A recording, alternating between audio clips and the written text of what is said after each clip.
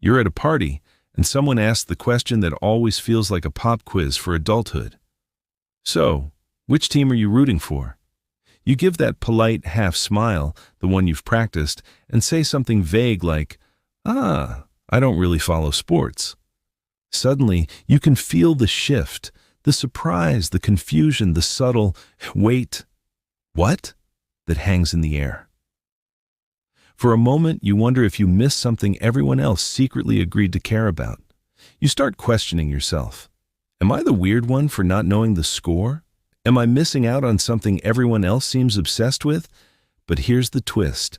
Your brain might actually be wired in a way that makes perfect sense.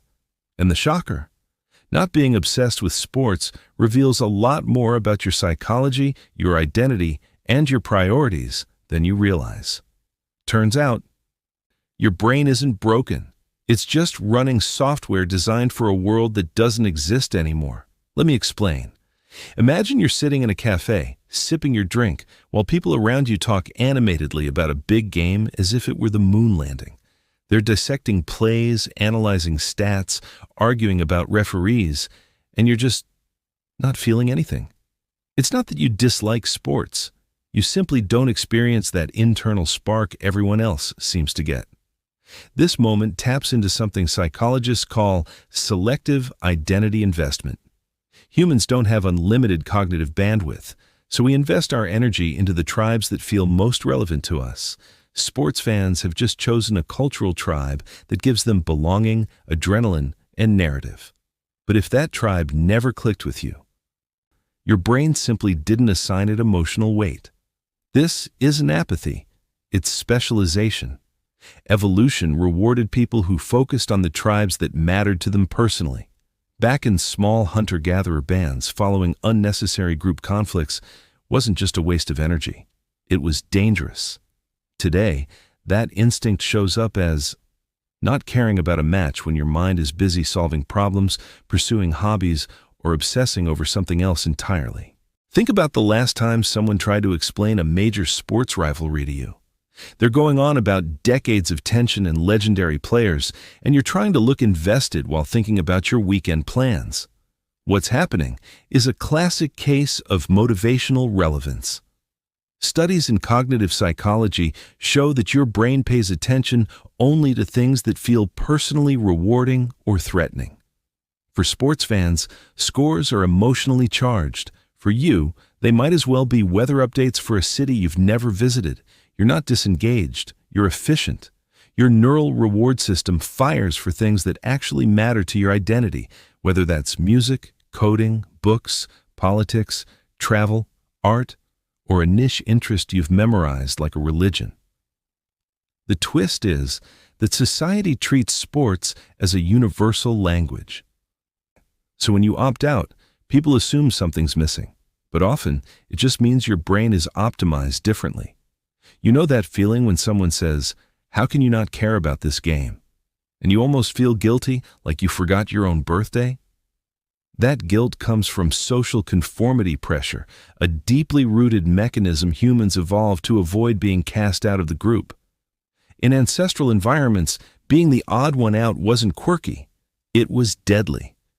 So when modern culture builds entire weeks around sporting events, your brain senses pressure, even if you consciously don't. Neuroscience research on group norm activation shows that your brain literally lights up in areas associated with conflict detection when you deviate from shared norms. Not caring about sports becomes a micro act of nonconformity, which is why it feels bigger than it should. This is also why some non-sports fans develop strategies, memorizing a player's name, pretending to know the basics, offering generic, "Yeah, that was wild" comments to smooth over discomfort. These little performances aren't fake. They're survival adaptations. Now imagine this. Someone excitedly invites you to watch a game with them. You go, not because you suddenly care, but because you want to connect. As the game starts, you're noticing the crowd, the energy, the snacks, everything except the sport itself. This reveals something psychologists call alternative reward mapping. While sports fans get dopamine spikes from goals, stats, and near misses, Your brain attaches reward to completely different parts of the experience, like the social ritual, the atmosphere, or even the nachos. A Stanford study on motivation found that people can share an activity but experience entirely different reward pathways. So when someone says, "You have to watch this game," they're really saying, "Come participate in the ritual." And without realizing it, you're interpreting the invitation as, "Come sit through something that doesn't stimulate your brain." No wonder it feels like a mismatch. Here's something a lot of people don't admit. Sports fandom often acts as an emotional outsourcing system. For many, games become a socially acceptable way to feel intense emotions: anger, joy, hope, despair, without the vulnerability of personal stakes. Psychologists call this vicarious emotional regulation. If life feels unpredictable or stressful, sports offer a structured narrative with clear heroes and villains, highs and lows, wins and losses. But if you're someone who processes your emotional world internally or prefers introspection over projection, this externalized emotional roller coaster might not appeal to you. The reason you don't bond with it isn't because you're less passionate. It's because you prefer emotional autonomy. While others offload their anxieties onto teams, you keep your emotional ecosystem self-contained. That's not detachment. That's resilience. Let's talk about the dark pattern, because, yes, even the psychology of not caring about sports has a shadow side. Modern sports culture is engineered intentionally to create obsession. Everything from the commentary pacing to the dramatic replays to the team branding taps into the same psychological loops casinos use. Variable reward schedules. You never know when the goal will come, which keeps your brain in a state of anticipatory arousal. For people whose brains respond strongly to that uncertainty, it becomes addictive. But if your dopamine system doesn't light up for unpredictable wins in a context you don't care about, you're naturally immune to the hook. The unsettling truth is that your lack of obsession protects you from a multi-billion-dollar industry designed to monetize attention and loyalty. Stadiums, broadcasts, and even fantasy leagues exploit tribal psychology to keep people invested. Those who don't get pulled in often have stronger boundaries around their attention, making them harder to manipulate. The cost of not understanding this? You might underestimate how much of the world runs on manufactured loyalty. The power of understanding it? You start seeing where your autonomy gives you an advantage. Consider the way some people memorize every player's name, every stat, every trade. Meanwhile, you might have encyclopedic knowledge of technology, comics, history, philosophy, cars, or some obscure hobby only 5 people in the world care about. This taps into domain-specific passion theory. Your brain isn't passionless, it's just selective.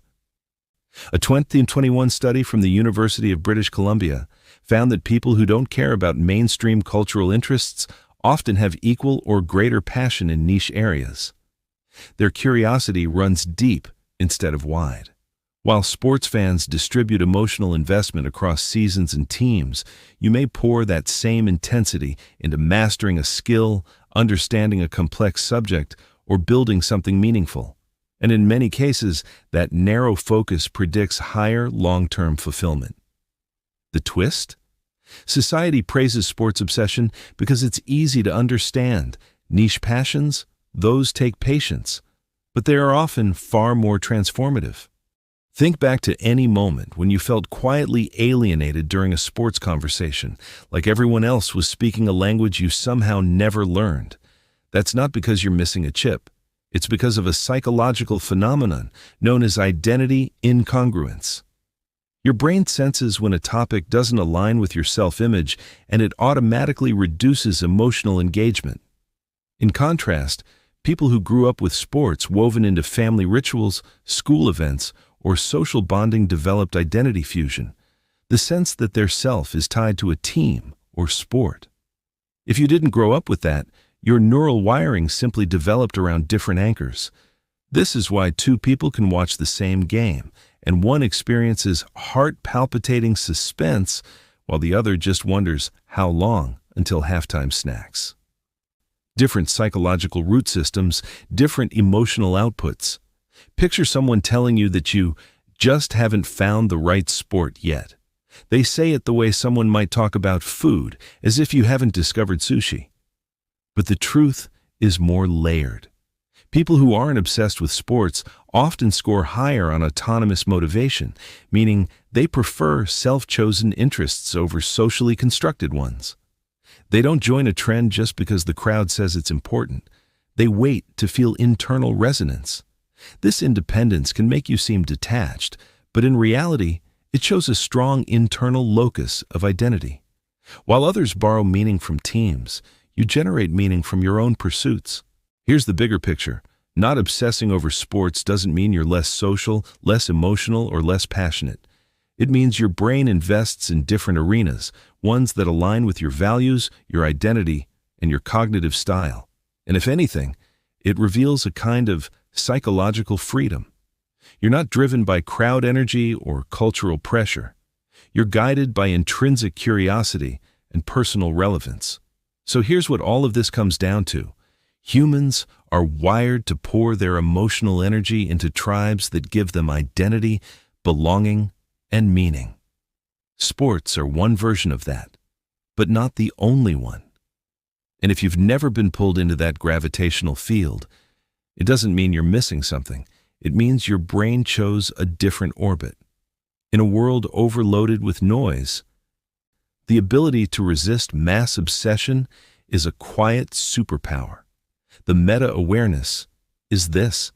Everyone is passionate about something. Some follow teams. Others follow ideas, stories, creations, or inner worlds. Your passion just doesn't look like theirs. And that's not a flaw. It's a fingerprint. Because the real question was never, why don't you care about sports? The real question is, what does your mind choose to care about instead? And the answer to that says more about who you are than any scoreboard ever could.